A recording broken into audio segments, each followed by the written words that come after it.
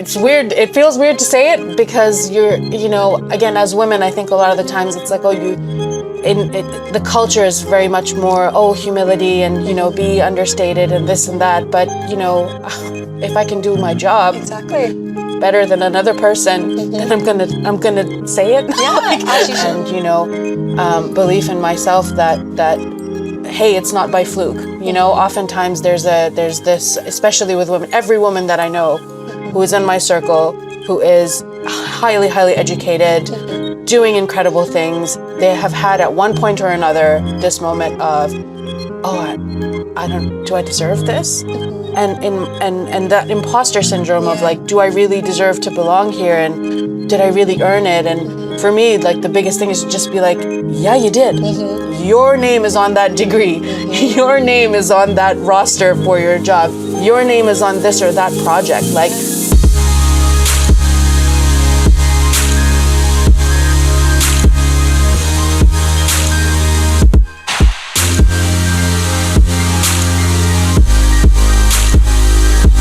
hello and welcome to another installment of Let's Talk About It. For those of you who are tuning in for the first time, Let's Talk About It is our educational mini-series where we sit down and talk with professionals about issues surrounding modern slavery and human trafficking. So today I'm joined by Sarah Ulhak, our Monitoring, Evaluation and Learning Manager at Hope for Justice. So before we get stuck in talking about data, monitoring and evaluation, can you give me a brief description of what your role entails? Brief description. Okay, so my role is that of Monitoring, Evaluation and Learning Manager, and essentially what that means is that I'm responsible for understanding the effects of our programs across the globe, figuring out what works, what doesn't, and how we can improve what we do. Brilliant. Very summarized. I love it. So with monitoring and evaluation, kind of deep diving into that a little bit more. Yeah. What does that really mean? Like, what exactly do you monitor? What exactly do you evaluate? Great questions. I love it. Monitoring is defined as kind of an understanding of the processes and in terms of progress. So monitoring would be kind of like, for children in the lighthouse, for example, you want to monitor their well-being while they're in the lighthouse, when they leave the lighthouse, after they've integrated into their homes, to figure out how their well-being is doing. And evaluation generally looks at the merit, worth, and value of something. So we try to look at evaluation as it's user-focused, it's time-bound, it's about understanding the overall effects and impacts rather than, okay, how are things going versus how did things go. There's that distinction there. So how are things going is around monitoring, and how did it go is around evaluation. So when you put those two together, often what happens is that you try and get this full picture of what are we doing as an organization, how is it working, whether good, bad, what needs to be improved, what aspects need to be improved, and then you can kind of, I always picture it as kind of like a flow chart where if this thing is going well, you want to understand why, and then you want to do more of it. And then if something isn't going well, then you want to understand why, and then course correct and figure out how to improve or change or stop. So monitoring evaluation is just one of those things that's absolutely essential to any organization, any intervention focused, I guess organization is the right word, but anything that you do, you want to know that you're doing the right thing, or whether you're doing the thing that makes sense, or the thing that's relevant to our, population that we're trying to reach. So essentially monitoring and evaluation is just, I feel, one of the critical functions in an organization that helps us to understand how we can do more of the good thing and less of the not so good thing, in very, very simple terms. Yeah. I mean, that makes sense. And it's very important to be able to understand what's working well so you can replicate that and then, course correct for any errors that you see as well. Yeah. So I guess it's a continuous process then in terms of that, where the learning comes in, where you're learning from these programs and processes. Do you have any examples or maybe success stories of things that you've seen in the past where, you've maybe taken something and either course corrected, or you've seen something that was maybe unexpected that you didn't think would work, but it did, based on kind of the things that you've measured? So it's where I sit. So if I can just talk about the structure of monitoring evaluation, how it works in Hope for Justice at the moment is that we talk about monitoring evaluation as M&E, but we call it monitoring, evaluation, accountability, and learning. So it encompasses all those elements that you've just mentioned as well. It's not just about, okay, we're measuring change or measuring success. It's also about being accountable to donors who are funding our projects. It's being accountable to our staff who are putting in the work, and it's being accountable to the populations that we seek to serve. So if you're not doing those things, then what's the point? Then the learning aspect of it is integrates kind of everything. So as a function, meal or MEL or however you want to call it, as a function, it's integrated into the project life cycle, and it works alongside things like institutional funding, trust and grants funding, and policy change and policy development. And I always see that relationship as it's what's the word I'm looking for? Reciprocal and responsive within itself. And what that means really is that, for example, if we have a funding opportunity that's coming from an institutional source, like a government or a big fund or something, the policy side of things will inform what are the issues that need to be addressed, and then the institutional funding, the call will have certain criteria attached to it that it needs to meet X, Y, Z. Then the monitoring evaluation side will help to inform what the project was, what we've already done that could be funded. And if we haven't done it, then what we're going to do in order to strengthen the knowledge and strengthen the field of information a little bit more. So as a function, MERL, MEAL, MEL, whatever you want to call it, monitoring evaluation as a function is one of those critical things at Hope for Justice that allows us not only to know how we do the work and what works and what doesn't, but it also helps us to enhance our position as a fighter of slavery. As an anti-slavery organization, there's a lot of competition. There's a lot, and I do this only because I don't feel that we should be competing. I think that everybody we're working towards the same thing. We want to see the end of slavery. We want to support people. But in this field of competition, what you have to do is set yourself apart. And what sets you apart is things like really good evidence, really good research, really good information, really great programs, and then how you run those as an organization as well. So I hope that kind of gives you a bit more on the relationship and in terms of the function. And so examples of like success stories or changes would be with the GFEMS grant that we had. It was a project that lasted approximately 2 years in Uganda. And the GFEMS funded lighthouse work as well as the advancement of the development of survivor care guidelines for the government and beyond and civil society organizations. And also we did a test run with one of the lighthouses as a center of excellence. So we had a bunch of people who are, social workers or wardens or, reintegration social workers come in and learn. It was an immersive learning center that we had done. And so all of the evidence and information from there. So for example, it would be things like we were working with, the fund was specifically for children who had been in commercial sexual exploitation. And so there was a lot of kind of nuanced and targeted information and data we were getting about that. The survivor care guidelines development was a collaborative project between Hope for Justice and the Rights Lab, who were, co-applicants. Or not co-applicants, we were lead and they were our partners. And then we also had PLA, which is Platform for Labor Action in Uganda, who are an organization that work and they do vocational training and apprenticeship type opportunities for children who have been reintegrated home and things like that. So really, I mean, without going into an excruciating amount of detail about the project, one of the ways in which the evaluation activities in general helped and to understand how we can run this program in the future is that it's provided, the success that we had from running Mary Lighthouse as an immersive learning center and how, that we got a lot of feedback. feedback activities and, questionnaires and things like that that we do with participants helps us to understand how well that model works. People were retaining their information. People are applying their learning. These are all things that are so valuable. And so by learning that, one of the things that's now happening is that our program design for some of our lighthouses in the future is going to have that in mind to establish centers of excellence for practice of good survivor care that is trauma informed, that is sensitive, that is responsive to the needs of the beneficiary group. That's kind of where we're going. So that would be kind of one example that I can give you of evaluation in action, and how it's kind of helping to shape the programmatic changes that we want to make, especially with all the changes happening right now in programs.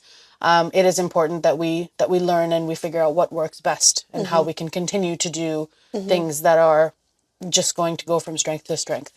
Yeah, and just being really, really efficient as well. Making sure that everything that we do is, trauma informed, like you said, and research based, so that we know that it works, which is exciting. Yeah. And I guess talking about information and talking about research and data and kind of all the information that goes into that. Yeah.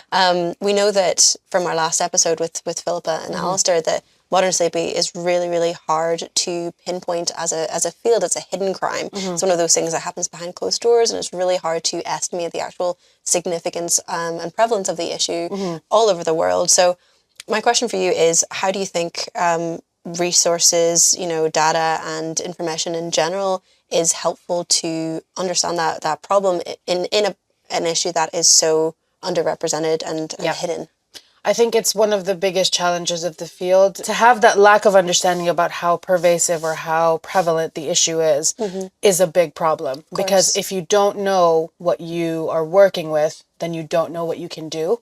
And so one of the key areas where a lot of funding opportunities do come is around, conduct a prevalence study. The issue with conducting prevalence studies is that they're extremely expensive, because even if you went into a region in a country, in order for you to understand the prevalence of, whether it's bonded labor, whether it's actual, human trafficking from one place to another, whether it's sexual exploitation, it has so many forms. It's not the same as a health related issue that you would be able to just test people and say, do you have the disease or do you not? It's a very different beast. And so, one of the ways in which evaluation activities can help is to understand, is to do scoping studies, is to do estimations, is to do enumerations. Several years ago now, Hope for Justice had done an enumeration study about street children in Uganda. Again, it was a project in Uganda. It was funded, I can't remember who it was funded by, but it was an enumeration study that took ages to do. And it was, we found that the prevalence of street children in Uganda was so much higher than we thought that it was. But to be able to do that and that was only in kind of Kampala and a couple of other areas, right? And Uganda is a relatively small country, and, in comparison to everywhere else that slavery occurs. So the value of doing activities that are related to monitoring, evaluation, or research, or learning, or any of those things is, I can't stress it enough. And I think that one of the key issues is that there's not enough money available to do these kinds of studies. As soon as somebody's asking you, or in a funding call, we get it all the time, that a funder will say, we'd like a prevalence study done. And it's like, we actually physically cannot do that with the limited amount of funds that are being offered. And so often these projects get scoped down and changed, and these projects get, then the shift changes, and then it ends up becoming more responsive rather than preventative. So a lot of our programming then focuses on, once a person has been removed from a situation of exploitation, or once we've engaged them in some way already, so we already know. But that's where I think Hope for Justice does an incredible job with all the prevention work that we do, because prevention, and I don't just mean providing training and awareness raising, which are huge and so important, but it's also around, the work that we do with the self-help groups and the Village Savings and Loans Associations and the child well-being clubs and the community conversations and the dialogues and all of these things. Is what that enables you to do is, yeah, sure, maybe you might not understand the prevalence, but the assumption is that you will reduce the prevalence by doing all of these activities. And that word that I've just used in terms of an assumption is one of the key things that evaluation and monitoring evaluation allows you to do, to understand that this will work if this thing happens, and if this thing doesn't happen, then this could happen, and then it just turns into this big, big whole mess that then people like me have to turn into things like theories of change, which explain what we're going to do, how we're going to do it, what it's going to result in. So we're talking about this overall issue and the multiple different approaches that you can have to it. In your experience and in your day to day, what kind of ways do you think could we do differently within that role? I think one of the key aspects to understanding either prevalence or solution building or what works and what doesn't is to just collaborate with other organizations who are either doing similar work, collaborating with research organizations that are specifically targeting issues of modern slavery, who are trying to study it, trying to understand it. There are, in the evaluation space, there's so many resources that I couldn't even count, without naming so many of them. One of the kind of key things that has happened in the last couple of years is the establishment of, it's a UK based thing. It's called the Monitoring Evaluation for Trafficking in Persons. And it's like an online community of M&E professionals and program professionals and all of these people who are working in anti-trafficking and modern slavery efforts. Actually, now that I think about it, I don't know if it's UK based, but it's an online space. It's a collaborative community where we share ideas and information and programmatic successes, and they have conferences and everything. So I think that sharing of information, resources, tools, guides, and data sets is critical. And I think another thing that can really help us, although I would never claim to be an expert in it, is just technological advancement. So, things like geodata, anything that has anything to do with, the hotspot mapping that a lot of organizations do, which we don't typically do. We, meaning Hope for Justice, doesn't do, but we have access to. So these are things that help us to understand, it helps us to understand prevalence. It helps us to understand issues. So slowly we're able to take this hidden crime and make it more visible and make it more understandable, because there are so many facets as well, right? You see all these statistics on, however many millions of people are in slavery, and then some people will say this many people are in trafficking, and then the definitions of these things become convoluted. So I think also just having a kind of a common understanding of what we mean when we say modern slavery or human trafficking or all of these things is a really important thing to do. I think for me personally, it's any time an individual is being exploited for any reason that qualifies. And exploitation has so many different facets and forms that, it sometimes can be very limiting to put a definition on it, because what do you do when a person who's a street child, for example, who hasn't really been trafficked, hasn't really, had any sort of sexual exploitation, for example, but that there's somebody who is suffering in some way or another. And is vulnerable to it as well. Vulnerability, exactly. It's to be able to, it's not just about being in exploitation, is that how vulnerable are you to it? So thank you for saying that. It's exactly that like, where do you target? Where do you intervene? And so that's where, again, I think Hope for Justice is doing a lot of things right in that regard, that we're doing the prevention work, we're doing the identification and rescue work, we're doing the restoration work, and then we're also, all of this is under the broadest umbrella, which is reform, which is all of these things put together help us to reform society and change lives, and not just individual lives, but our own lives, and, change things for the better in general to tackle this massive problem, which is just pervasive beyond reason. Definitely. And I think it takes that kind of collaborative effort as well to make sustainable, lasting change as well. Brilliant. Well, we're going to pivot the conversation a little bit. Sure. Because this week is our International Women's Day week. So we've been celebrating by sharing lots of different resources. We've had our video from art therapy in Cambodia. We've had some articles and videos about our self-help groups in Ethiopia and Uganda as well. Some of the stuff you've already talked about, which is fantastic. So our listeners can go and watch that and read our articles as well, which is fantastic if they want to learn more about those specifically. But pivoting now to talk a little bit about International Women's Day and about what we are working on there. I'd love to hear a little bit more about you personally and about working in your field. Are there many other women in your field? How does it look? How did it look getting into that field? Because I know working with data and numbers, it, unfortunately, is quite underrepresented. So what's been your experience with that? I think it's such a good question, and I actually have a harder time thinking of men who are in my field than women. Wow. Okay. Because I feel like evaluation is that absolute sweet spot, you know, for me personally, where I'm good at math, but not great at it. I'm good at critically analyzing things. I'm very good at spotting patterns and, you know, that side of things.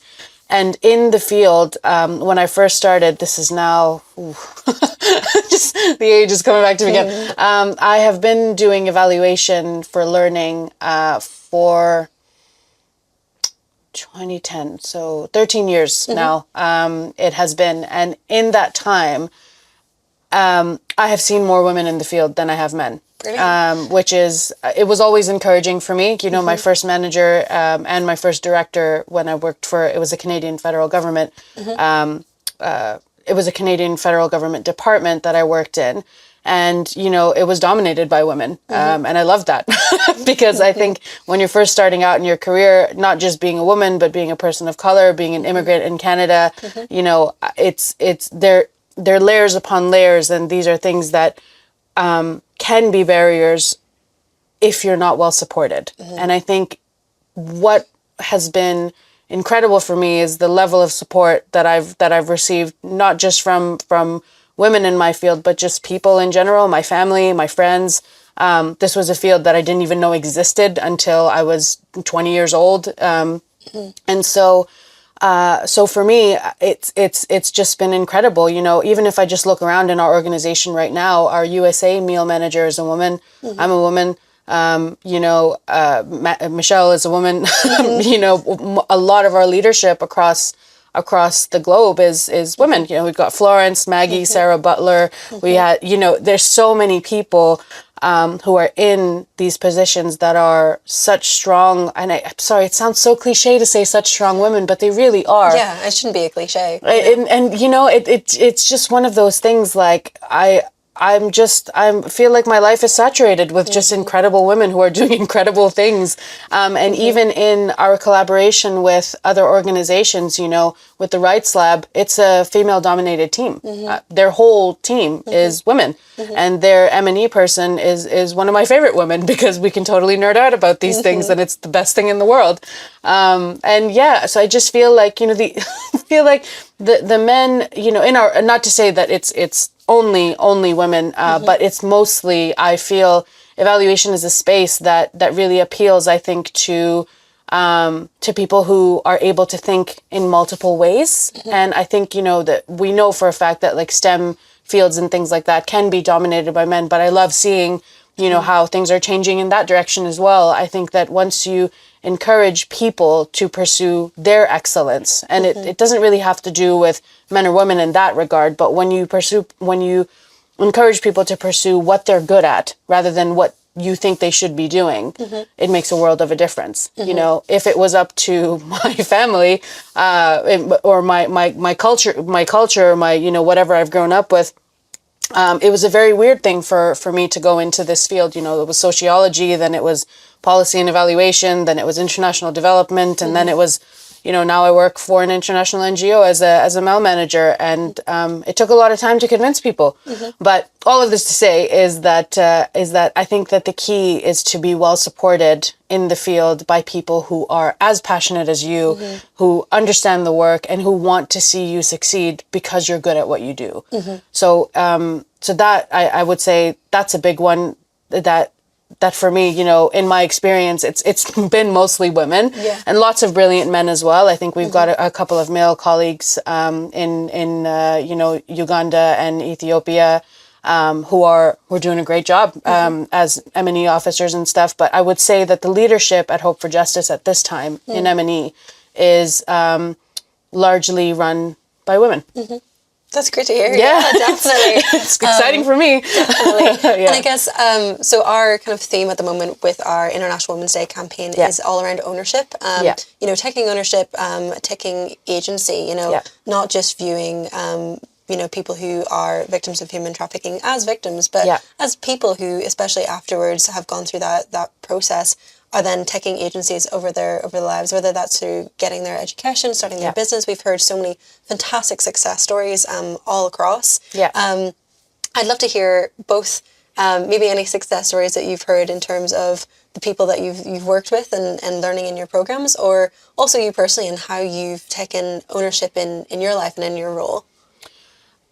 Great question. And I think, how can I not think of an example? I think, so I'll start with what I've seen.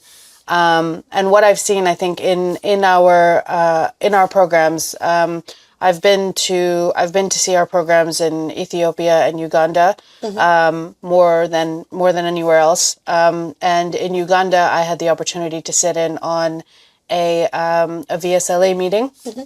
And VSLAs, for those who don't know, are Village Savings and Loans Associations, and they're different from self-help groups in that VSLAs operate primarily in urban slum communities rather than rural poor communities. And the intention is that they're kind of shorter term. It's kind of blitz saving and blitz loans and that kind of thing. And most of the VSLAs were the VSLA meeting that I went to. Most of the people in that, you know, for want of a better term, it was kind of a makeshift shack in the middle of the slum community, with, you know, kind of benches here and there and a lot of people.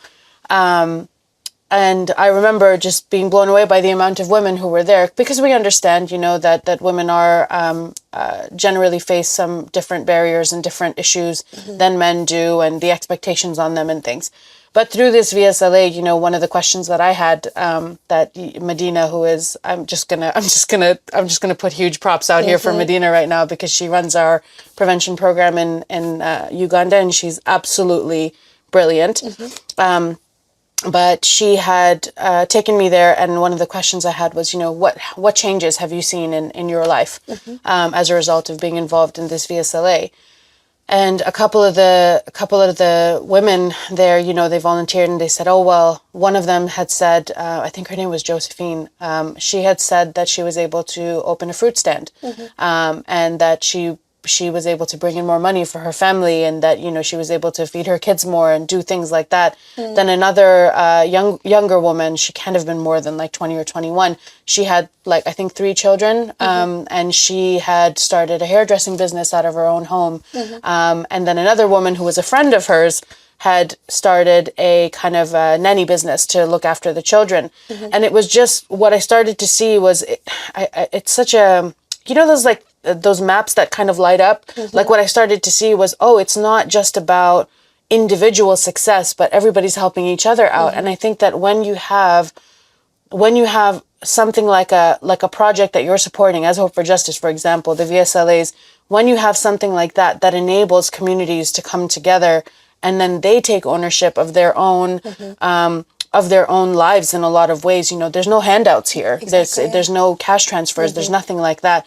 It's just really humbling and beautiful to see that people want the best for themselves, and they're not looking for handouts, and they want things, they want to build by themselves. And I loved seeing that. So that would be probably my best example that I've seen myself. And then, my own personal experience that I would just say is that I really just chalk it down to an incredible amount of support, and not just in that, but, you know, my own ability, and finally being able to recognize that yeah, like I'm really good at what I do, and it's weird. It feels weird to say it, because you know, again, as women, I think a lot of the times it's like, oh, the culture is very much more, oh, humility and, you know, be understated and this and that. But, you know, if I can do my job better than another person, then I'm gonna say it. Yeah, as you should, for sure. Because I think there's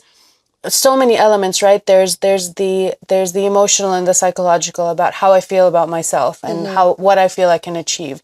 There's the external element of the validation that you get from like your grades or your promotional opportunities at work or any kind of positional things. And then there's everything else. So for me, those are the two that are most important, is that how do I feel about myself and how can I continue to feel good about myself without relying too heavily on the external validation. I think it's great to have, people telling you you're doing a great job and all of those things. But I think the power for me comes from this knowledge of like, I'm naturally a very curious person. I always have been since I was a kid. So being able to take that natural curiosity and turn it into a career is just like the best thing in the world. I just love it. Like I love asking the questions, and the way that it's funny. I feel like I drive my friends nuts sometimes, because they'll be like, oh, I'm thinking about doing this thing and I don't know, what's your advice? And I'm like, okay, well, what are the outcomes of this thing? It's like risk analysis. Yeah, definitely. Well, it's like a theory of change for your life. Let me help you. Contingency plan already. Oh, it's so wild. But yeah, I think for me, it really just comes from an incredible amount of support and, belief in myself that, hey, it's not by fluke. Oftentimes there's this, especially with women, every woman that I know who is in my circle, who is highly, highly educated, doing incredible things. They have had at one point or another this moment of, oh, do I deserve this? And that imposter syndrome of like, do I really deserve to belong here? And did I really earn it? And for me, like the biggest thing is to just be like, yeah, you did. Your name is on that degree.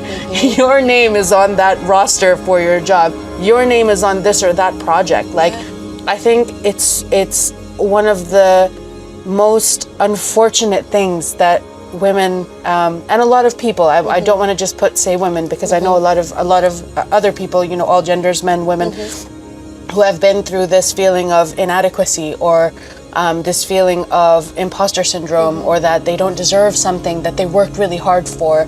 And I just think that you just have to look at the evidence, right? At the end of the day, that's what I help people to do in my circle, to say, well, here's all of the things that you've done in your life so far, and it's not just about your achievements and, oh, you got a degree and you did this and you make this much money and blah blah, and you're it's about how you were able to navigate the challenges that came with all of that as well. Mental health issues, especially in the past couple of years, are just skyrocketed. The doubts and the fear and the productivity and all of this. I think that after the past 2 years and my own experience with my mental health completely just declining, going through a total burnout, I think that being able to then rally and come back without pushing myself too hard, to say that, you know what, you've done a really good job so far. It's okay that you needed a break. Nobody died. Yeah, exactly. Nothing went wrong. Nothing went belly up. And you were still able to come back and still have the level of respect and support that you needed in order to continue to thrive in your work. And I think that we put too much pressure on ourselves in so many ways to just produce without thinking about the fact that, being able to push through the hardest parts of our lives, the darkest places in our minds, is just as much of a strength as your, standardized test score or the degree that you got. Definitely. I think when you're talking about that kind of overwhelming aspect as well, I think a lot of people look at the numbers and they look at the figures of, 49.6 million people trapped in modern slavery and human trafficking. And it feels overwhelming. It feels like, oh, well, what can I, as an individual, do about that? That's such a huge number. So the question I'll ask you then is, within your role of using monitoring and evaluation within your programs and looking really into that kind of critical analysis, what would you advise people to do to not feel overwhelmed, to feel like they're still making a difference and making an impact in terms of, still making that small change? Yeah. I think for me, a little bit of overwhelm is actually kind of good, in the sense that it might propel you to take action. It might shock you into realization, and it might motivate you to do something. And so, we all have those moments. I've had those moments where I think, oh my God, this is never going to end, and what's the point? And I should just go and live on an island and just forget about it. But I think totally impractical. And unfortunately, I'm quite a practical person and probably get really bored on an island. I think there are so many things that a person can do. So number one would be, give whatever it is that you can to a cause that you believe in. So whether that's money, whether that's your skill, whether that's your time, give to that whatever you believe in, especially if it's modern slavery. And I'm assuming people who are listening right now are into modern slavery and wanting to tackle it. So give to it, volunteer. Just recently I have been very successful in securing a volunteer to help me with the data side of things and how to present our information better and what to do. And so there's always ways to get involved in, especially with the way that things are right now, cost of living and all of this stuff. If you can't give money, then give part of yourself if you can afford to, The second thing would be to educate yourself and just learn. So attend seminars, attend information sessions, do whatever you can to learn more about how you can give more of yourself into this thing. And then the third would just be to talk to more people, get on LinkedIn and see, if there's organizations that you're interested in. So many times I've when I was trying to figure out what's happening in this field, and because it was brand new for me, I just wanted to connect with people and to understand the issues and to know more. So I realized that a lot of it's just interrelated. Get more information, then do what you can. It sounds really simple, but I think it is the most simple way that I could put it, because that's exactly what I did. I got the information that I needed, and then I changed my actions based on that. I didn't plan to work for an anti-slavery organization. It just happened because when I was doing my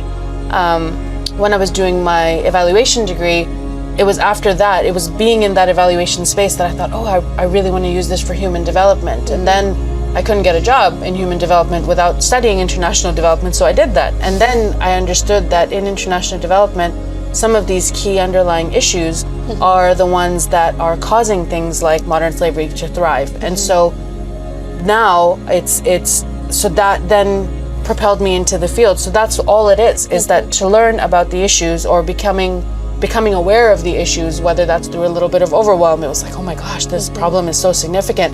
What can I do about it? And so my answer to that was, well, I can help the people who are helping the people. I always see evaluation as an enabler of change, not a direct proponent of change. So where on the ground our staff are doing the work and everything, I can help them to do their jobs better.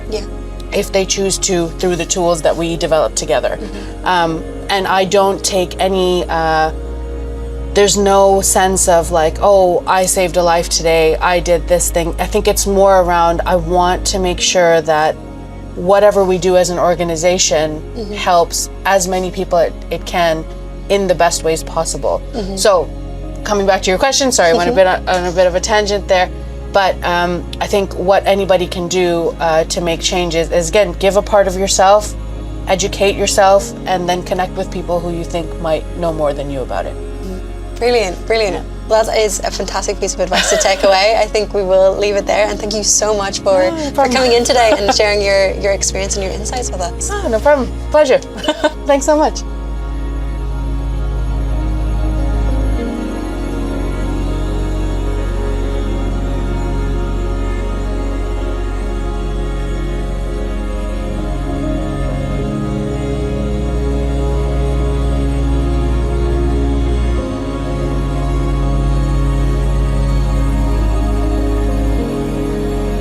Thank you for tuning in as always. If you have any comments or questions about this topic or any of the others that we've covered in previous episodes, please let us know, as we'd love to hear it. If you're enjoying this series so far, please let us know wherever you're watching from. We've got lots more episodes coming soon, so stay tuned, but for now, see you next time.